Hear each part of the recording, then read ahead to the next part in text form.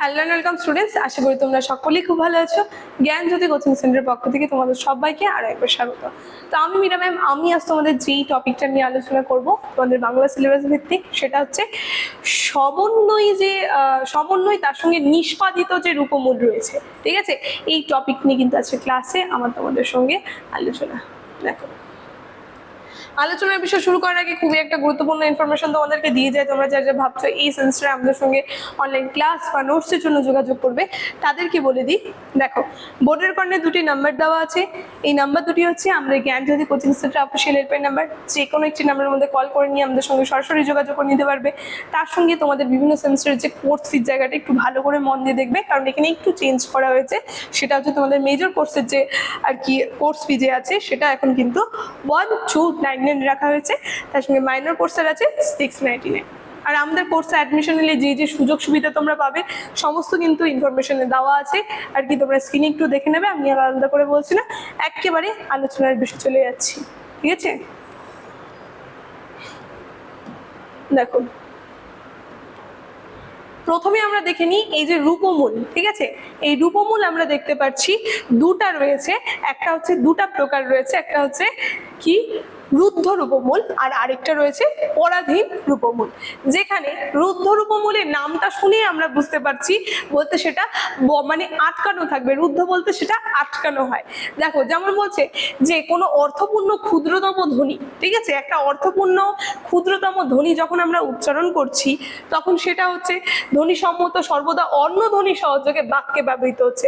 মানে অন্য ধ্বনির সহযোগিতা নিয়ে সেটা কিন্তু বাক্যে ব্যবহৃত হচ্ছে এবং এককভাবে অন্য বাক্যেও ব্যবহার হতে পারে না।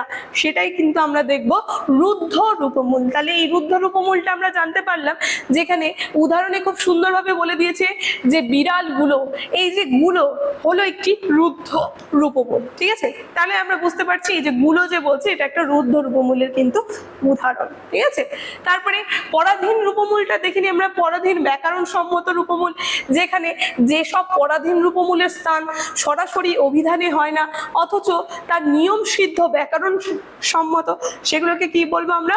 পরাধীন ব্যাকরণ সম্মত রূপমূল। ঠিক আছে, মানে এই রূপমূলের আমরা দুটা ভাগ দেখলাম। একটা হচ্ছে প্রথমে বললাম যেটা রুদ্ধ রূপমূল বললাম, সেটা আটকানো হবে, আটকে যাচ্ছে উচ্চারণ করতে গিয়ে। আর আরেকটা আমরা দেখবো যেটা পরাধীন বলতে যেটা কিন্তু কোনো বাধা নেই। ঠিক আছে, উদাহরণে যদি আমরা দেখি সুন্দরভাবে, উদাহরণে দেখো তারপরে কি বলছে প্রকারভেদ। এই যে প্রকারভেদ আমরা দেখিনি, দুই প্রকারের কিন্তু রয়েছে এই পরাধীন ব্যাকরণ সম্মত রূপমূল। তো এই যে পরাধীন ব্যাকরণ সম্মত রূপমূল যে বললাম, এই পরাধীন ব্যাকরণ সম্মত রূপমূলকে আমরা আবার দেখছি দুটি ভাগে ভাগ করা হচ্ছে। একটা হচ্ছে সমন্বয় রূপমূল, আরেকটা হচ্ছে নিষ্পাদিত রূপমূল। এই যে তোমাদেরকে আলোচনার শুরুতে যে বললাম আজকের টপিক হচ্ছে আমার সমন্বয় রূপমূল, তার সঙ্গে নিষ্পাদিত রূপমূল নিয়ে আলোচনা। তো এখান থেকে কিন্তু আসছে সমন্বয় ও নিষ্পাদিত রূপমূল। সেটা কোথা থেকে? সেটা হচ্ছে পরাধীন ব্যাকরণ সম্মত রূপমূল থেকে। ঠিক আছে, তাহলে ভাগটা আমরা এক এক করে বুঝতে পারলাম। রূপমূলের দুটা ভাগ, এবং সেখান থেকে যে পরাধীন ব্যাকরণ সম্মত রূপমূল, এরও আমরা দেখতে পাচ্ছি দুটা প্রকার রয়েছে। একটা হচ্ছে সমন্বয় রূপমূল, আরেকটা হচ্ছে নিষ্পাদিত রূপমূল। এক এক করে এগুলো টপিক নিয়ে আমি আলোচনা করি। প্রথমে চলে যায় সমন্বয় যে রূপমূল রয়েছে সেখানে। দেখো কি বলছে, সমন্বয় রূপমূলের ক্ষেত্রে আমরা দেখব প্রথমে সংজ্ঞায় চলে যাচ্ছি। বলছে যে পরাধীন ব্যাকরণ সম্মত রূপমূল শব্দকে পদে পরিণত করে, অর্থাৎ শব্দের সমন্বয় সাধিত করে বাক্যে তার স্থায়িত্ব স্থিরতা আনে, তাকে বলা হয় সমন্বয় রূপমূল। মানে আমরা দেখতে পাচ্ছি যে পরাধীন ব্যাকরণ সম্মত রূপমূলকে পদে পরিণত করে দিচ্ছে, মানে একটা শব্দকে পদে পরিণত করে দিচ্ছে, মানে সমান সমান করে দিচ্ছে দু জায়গায়। ঠিক আছে, তো সেখানে অর্থাৎ আমরা দেখতে পাচ্ছি শব্দের সমন্বয় সাধন করে তার যে স্থায়িত্ব, সেই বাক্যের স্থায়িত্ব স্থিরতা আনে, সেটাকে কিন্তু সমন্বয় রূপমূল বলে। ঠিক আছে, যেমন আমরা দেখতে পাচ্ছি এখানে কি বলছে, বিভক্তি হলো সমন্বয় রূপমূলের একটা শ্রেষ্ঠ উদাহরণ। এই যে বিভক্তি যে আমরা পাঠ করছি, এই বিভক্তি কিন্তু আমরা দেখব সমন্বয় রূপমূলের একটা শ্রেষ্ঠ উদাহরণের মধ্যে পড়ছে। যেখানে কি বলছে, বাক্যে রমা মেয়েকে স্কুলে দিয়ে এলো। তো এখানে মেয়েকে যে আছে, মেয়ে কে, ঠিক আছে, এটা আমরা দেখতে পাচ্ছি বিভক্তি। তারপরে স্কুল এ, এটাও কিন্তু বিভক্তির মধ্যে পড়ছে। এইভাবে কিন্তু বাক্যে প্রয়োগ হচ্ছে সমন্বয় রূপমূলের। ঠিক আছে, দেখো তারপরে কি বলছে দেখে নি। সমন্বয়ী রূপমূলের প্রধান বৈশিষ্ট্য। তো সমন্বয়ী রূপমূলের যে সংজ্ঞা, উদাহরণটা আমরা জেনে গেলাম, এখন ছোট্ট করে বৈশিষ্ট্য আমরা জেনে নিই। দেখো, পদগত বৈশিষ্ট্য রয়েছে প্রথমেই, যেখানে শব্দের সাথে বিভক্তি যুক্ত করে শব্দকে বাক্যে ব্যবহারের উপযোগী পদে পরিণত করা হচ্ছে শব্দের মধ্যে সমন্বয় ঘটায়। এটা হচ্ছে প্রথম বৈশিষ্ট্যতে আমরা দেখতে পাচ্ছি। তারপরে দ্বিতীয় বৈশিষ্ট্য রয়েছে পদের স্থিরতা, যেখানে গঠিত পদের শেষে অন্য কোনো ধ্বনি বা ধ্বনিগুচ্ছ যুক্ত হতে পারে না, ফলে পদের গঠনে চূড়ান্ত স্থিরতা কিন্তু আসে। দ্বিতীয় বৈশিষ্ট্যতে আমরা দেখতে পাচ্ছি। তৃতীয় বৈশিষ্ট্য বলেছে নতুন শব্দ গঠনে অক্ষম, তাহলে নতুন কোনো শব্দ কিন্তু গঠন করতে পারে না এই সমন্বয়ী রূপমূল যে রয়েছে, এটা তৃতীয় বৈশিষ্ট্যতে বলেছে, যেখানে সমন্বয়ী রূপমূল গঠনে পূর্ণতা না আনলেও ভাষার একদম নতুন কোনো শব্দ বা অর্থ তৈরি করতে পারে না।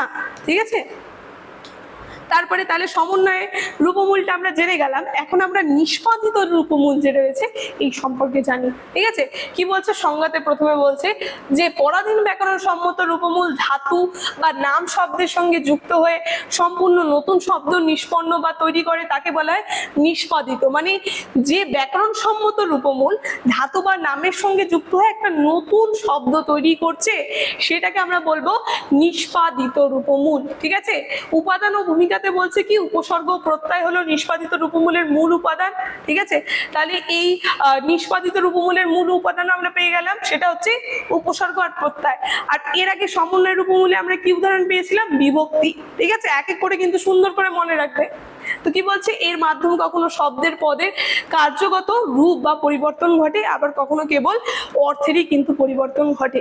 ঠিক আছে, দেখো এবার সমন্বয়ের নিষ্পাদিত রূপমূল জেনে গেলাম, এবার এদের তুলনাটা একটু দেখে নিই।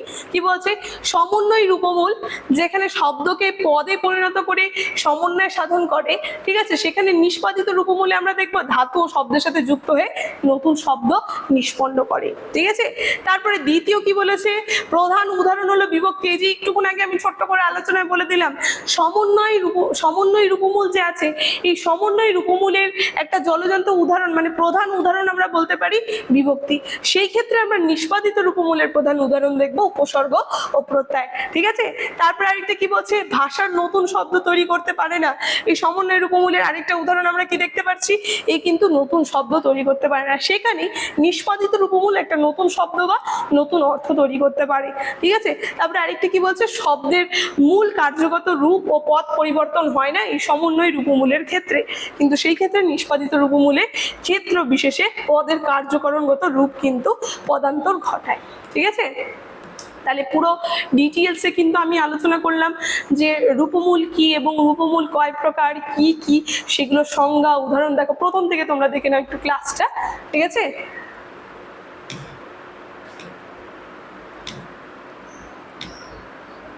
তাহলে আজকের ক্লাসের আলোচনা আমি এখানে শেষ করছি। আর এই ইনফরমেশন নিয়ে কিন্তু ক্লাসের শুরুতে আমি আলোচনা করে দিয়েছি। আজকের আলোচনার বিষয় এখানেই শেষ করছি। ভিডিওটি শুরু থেকে শেষ অবধি দেখার জন্য থ্যাংক ইউ।